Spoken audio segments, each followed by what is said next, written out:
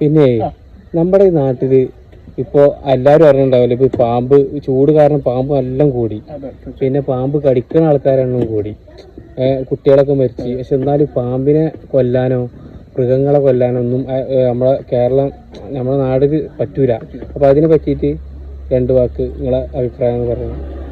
അത് നമ്മൾ പൊതുജനങ്ങൾ പൊട്ടന്മാരായിക്കൊണ്ടിരിക്കുക. കാരണം ഇവിടെ മനുഷ്യനിക്ക് വരല്ല.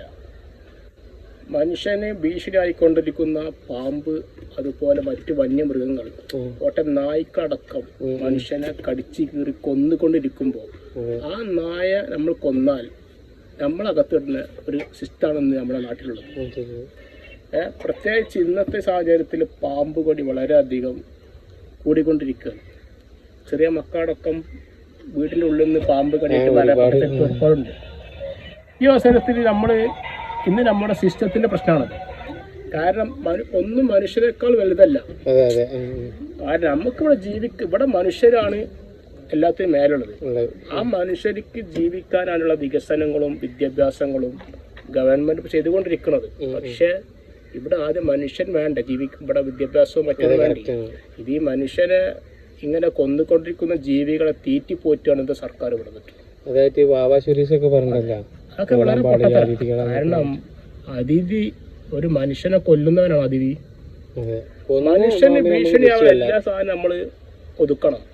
അത് ഏത് അതില് മൃഗസ്നേഹം കൊണ്ടൊന്നും നടക്കൂല. അത് അവനാനിക്ക് വരുമ്പോഴേ അറിയുള്ളൂ. അതെ, പറയുമ്പോ ആൾക്കാർക്ക് പറയും. സത്യമായി ബാബാ സുരേഷിനെ പോലുള്ള ആൾക്കാരാണ് ഇവിടെ പാമ്പിനെ ഇവിടെ കൂടുതലാക്കിയപ്പോൾ. ഇന്ന് പാമ്പിനെ കണ്ടാല് ഓരോ വിളിച്ചോര് കൊണ്ടുപോകും, അടുത്ത കാട്ട് കൊണ്ടുപോയിടുക. അപ്പൊ പിന്നെ ഇങ്ങോട്ട് വരില്ലേ? പണ്ടങ്ങല്ലായിരുന്നു. പണ്ട് നമുക്ക് ഒന്ന് കഴിഞ്ഞിരുന്നു, ഒന്ന് പാമ്പ് അല്ലാതെ ഉണ്ടായിരുന്നില്ല. അപ്പൊ ഫുള്ള് പാമ്പായി. ഇതുപോലുള്ള ഈ അന്തമില്ലാത്ത ആൾക്കാരാണ് ഇന്ന് ഭരിക്കുന്നത്, ഭരണത്തിന്റെ ഭാഗത്തുള്ളത്. അതാണ് ഇന്ന് നമ്മുടെ നാട്ടിലെ ഏറ്റവും വലിയ ശാപം. ഒരു നായ ഒരു മനുഷ്യനെ കടിച്ചിട്ടുണ്ടെങ്കിൽ വളരെ വേദനാജനകമായ ഒരു മരണം ഉണ്ടാവുക. എന്നാൽ നായനെ കൊല്ലാൻ പാടില്ല. നായനെ കൊന്നാൽ നമ്മൾ അറസ്റ്റ്. മനുഷ്യനെ കൊന്നാലോ അത് കുഴപ്പമില്ല. ഇപ്പൊ പണ്ട് അറസ്റ്റ് ചെയ്യുകയാണെങ്കിലും ജയിലിൽ പോയിട്ട് നല്ല ചിക്കൻ ബിരിയാണി വെച്ചെടുത്തിട്ട് അവനെ പുറത്തു പോകും. പിന്നെ സാലറി ഉണ്ടല്ലോ, സാലറി ഉണ്ട്. ഇപ്പൊ ആൾക്കാരെ കൊല്ലം നല്ലത്. നായനെ കൊല്ലുമ്പോ നല്ല ആൾക്കാരെ കൊല്ലുക. ഇതാണ് നമ്മുടെ നാടിന്റെ അവസ്ഥ. പിന്നെ ഇതൊക്കെ ശരിക്കും എന്ത് വേണമെന്ന് അറിയോ?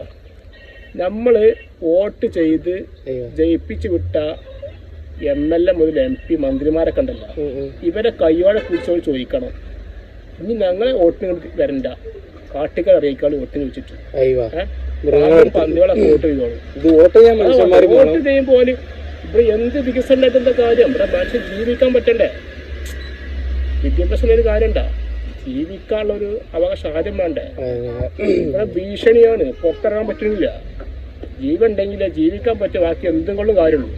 അത് ചിന്തിക്കാനുള്ള ബുദ്ധി ആരൊന്നും ഭരണത്തിലില്ല. അതാണ് ഏത് ഭരണം നമ്മുടെ വോട്ട് മാത്രം മതി. വോട്ട് മാത്രം മതി. ബലസണം അത്രേ ഉള്ളൂ. ബാക്കി ജനങ്ങളെ സേഫ്റ്റി അപ്പോൾ ആരും നോക്കണില്ല. ഒരു രാഷ്ട്രീയക്കാരും ഒരു രാഷ്ട്രീയത്തിനെ പറ്റി കുറ്റം പറയില്ല. ഒരു രാഷ്ട്രീയക്കാരും നോക്കണില്ല. എല്ലാം കണക്കാ. അതാണ് നമുക്ക് പറയാനുള്ളത് ഇതിനെ പറ്റിയിട്ട്.